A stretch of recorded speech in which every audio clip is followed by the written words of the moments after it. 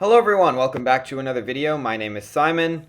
So I just want to say right off the bat, I've been feeling very overwhelmed lately with school and work and just my life getting busier recently. And as a result, this is hopefully temporary, but I'm gonna be, like I said in my last video, I'm gonna be cutting down on the number of reviews that I'm doing. I mean, honestly, this channel is, I think, gonna be off and on in that regard in terms of high effort reviews versus low effort reviews and large amount of reviews versus smaller amount of reviews. And yeah, today I'm keeping these reviews very, very brief for the sake of my mental health, especially considering a lot of the albums I'm talking about here I don't think are that good. But anyway, yeah, just some very, very quick reviews right now. I actually got to head out the door fairly soon after I'm done filming this. So yeah, just some quick thoughts on 7 albums that I've listened to recently from this year. All just my personal opinion at the end of the day. And yeah, I'm keeping a lot of these very brief. Again, it's just my opinion though, it's just my experience with the album. I'm not trying to be, as much as I consider myself a music critic, I'm not trying to be like one of those official, oh yeah, look at me, I know exactly what I'm talking about. Like, no, I don't. But anyway, let's get started with the reviews, starting with... So here's a new album from Geologist, and for those of you who don't know, Geologist is the stage name of Brian Weitz, and he's a member of Animal Collective. And I was sort of curious about this instrumental album, and, well, it's not bad, but it also just feels kind of bland, and I don't really feel anything when I listen to it.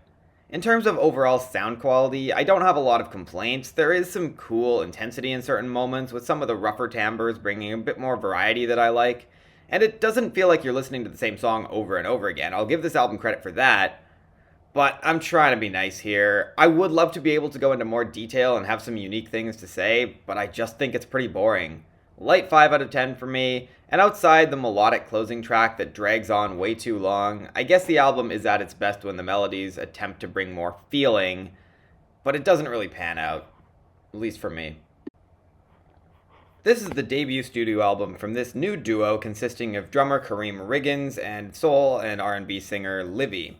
The latter of whose 2023 album, Girl in the Half Pearl, I vaguely remember listening to in 2023, and I don't think I liked it that much.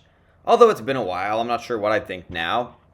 And another one I'm going to keep very brief because I've had a busy week. This is also the last review I wrote for this video, but I did listen to this at least 3 or 4 times, or probably at least 4 or 5 times, and unfortunately it just feels like a lot of the melodies meander, and while the vocals are nice, it just doesn't feel like it has a lot of uniqueness to me, at least not in a way that satisfies my music taste. So I guess I'll just call it one of those albums where I can respect the quality but fully admit it's not for me. The first 2 songs were pretty good. I really like the energy of the opener. I also really like the key change moment on Readymade, and it's a mostly well-produced album. But I don't know, something just feels missing for me, and a lot of the repetition doesn't feel totally justified because there's not much in the instrumentation or songwriting that backs it up for me. This album did grow on me a bit, but only to a 6 out of 10. It's still probably worth a shot though, if you're interested. I'm not really sure why I'm reviewing this. Actually, maybe that isn't entirely true. I don't really know much about this Saskatoon band, other than their 2 minor Canadian hits from the early 2010s, I Don't Know and Feeling Good, both of which make my skin crawl every time I have to hear them. And thus, when I saw that they had a new album out, I decided I may as well tear it to shreds, right? And honestly, it's not actually that bad. But don't get me wrong, this is mediocre at best. But it's the kind of mediocrity that arguably has more to do with execution rather than the lack of anything interesting, which is kind of surprising to me because I thought this was just going to be a bunch of worthless trash disguised as alternative and cool and indie. But they actually have some decent grooves here, especially on songs like Nobody But You, Bad For Your Health, and The Yellow Line, the latter of which has some really good guitar work and is probably the funkiest track here. It's just a shame the mixing and mastering always leaves this album sounding much more demo-like than it should, and the songwriting just isn't really that special, and there are moments like Out All Night and Take a Look at Me Riding that just feel painfully dull and pretty much the kind of thing I was expecting for this entire album. Still, it's mostly fine for what it is. I'll give it a 5 out of 10. Again, it's not awful, and if this had come out in the 1960s, it would probably be showered with critical acclaim nowadays, but not deservingly so.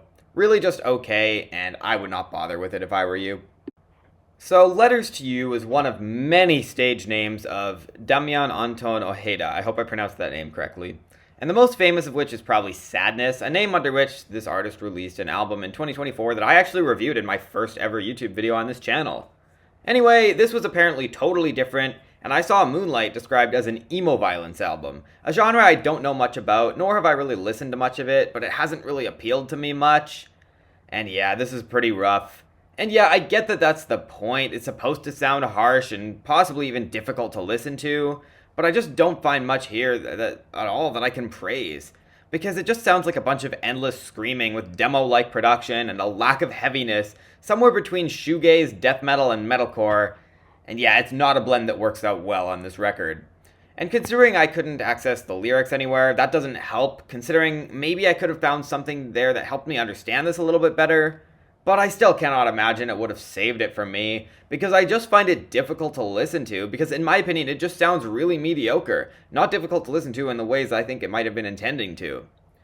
Laying in an empty bedroom with the hiss of the ceiling light was a track that felt a bit more impactful than most of these tracks did, and I can sense some emotion conveyed across a lot of this album, but I'm absolutely not the audience for this. No offense if you are, but please explain to me, because I don't really understand the appeal, or at least what would make this special amidst an endless array of post-hardcore and other adjacent genres which I've been listening to for years. In other words, for me it's a very strong 4 out of 10, and I don't really get the hype. This is the 7th studio album from ERRA, an American metalcore band who have been active for about a decade and a half, and it comes less than 2 years after its predecessor. Now, I'll be honest, I'm not really the biggest fan of this band, or metalcore in general, but I do think their 2 most recent albums are easily my favorites thus far, and on those albums, they have proved they can make some absolutely terrific songs when they're at their best. But I wanted to be cautiously optimistic going into this new album. I definitely like JT Cavey as a vocalist more than Garrison Lee, who left ERRA after their first 2 albums, and Jesse Cash's clean vocals have gotten stronger with time. And again, the best moments from their past 2 albums are reasons for optimism here. But like I said, I'm just not much of a metalcore guy in general, and while ERRA have made some really solid metalcore this decade that I think is above average for the genre according to my taste, I also feel like those are tricky albums to follow up without just doing the same thing again, and I'm not sure they could to the same extent. And a shift away from what made those albums really good might not be the best idea either, so if I'm being totally honest, I was expecting this to be decent at best. And yeah, unfortunately that is the case with this album. In fact, I'm not even sure it lived up to my lowered expectations. Right off the bat, we start with Stelliform, which with its commentary on self-destruction makes me wonder why it sounds so oddly poppy for this style of metalcore, with such an underwhelming hook that doesn't fit the vibe at all and isn't even good in its own right. And then the following Further Eden is even worse, with production that sounds so stale and leaves anything from having any impact, and the vocals and guitar timbre combined together make this sound like a bad Bring Me the Horizon song. And then you get the overwhelming mix of Echo Sonata, which squashes any of the good melodies, the overly hollow production throughout most of Lucid Threshold, and most of these songs just don't feel interesting, and lyrically it just feels like a typical ERRA album without many moments that really feel eye-opening to me in any way.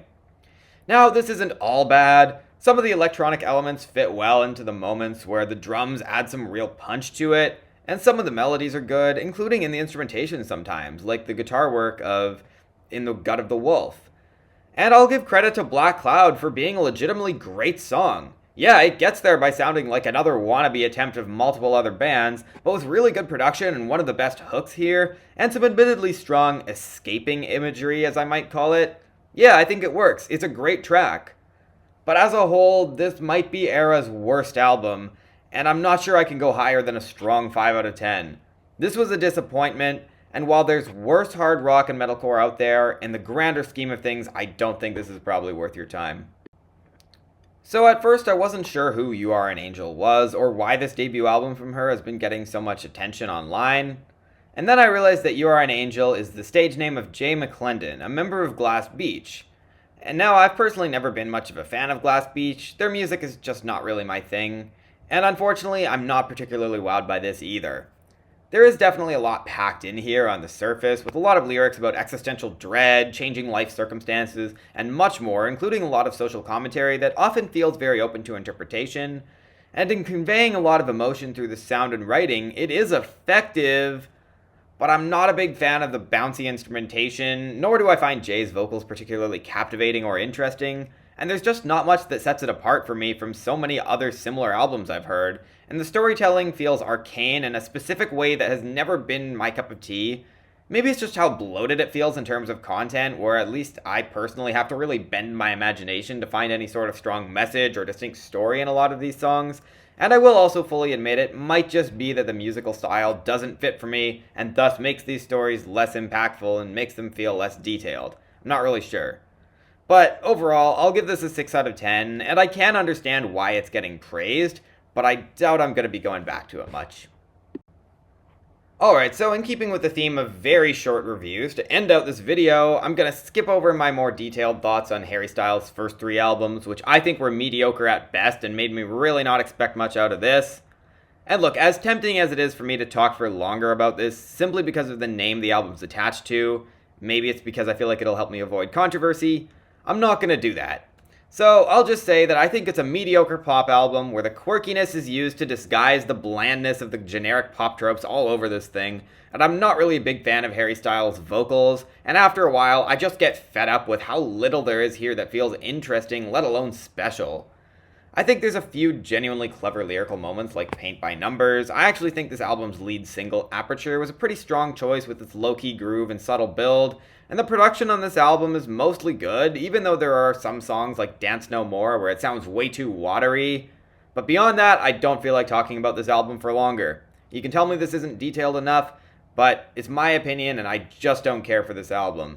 And I mean, I do these really short reviews on other albums that are not nearly as widely covered or widely known, so again, I just don't feel like there's much of a point in me going in any more detail on this one. I think it's a mediocre album, 5 out of 10 for me. That's all I gotta say for now. Alright, thank you so much for watching. Again, I know this was very brief in terms of, me not having much to say about each of these albums. Also, wow, really disappointing episode. Yeah, pretty much just mediocre album after mediocre album after mediocre album. But again, it's just my personal opinion. Feel free to let me know what you think in the comment section down below. I'll hopefully be back with some more positive reviews soon, hopefully. But anyway, for now, thank you for watching. I will see you all later.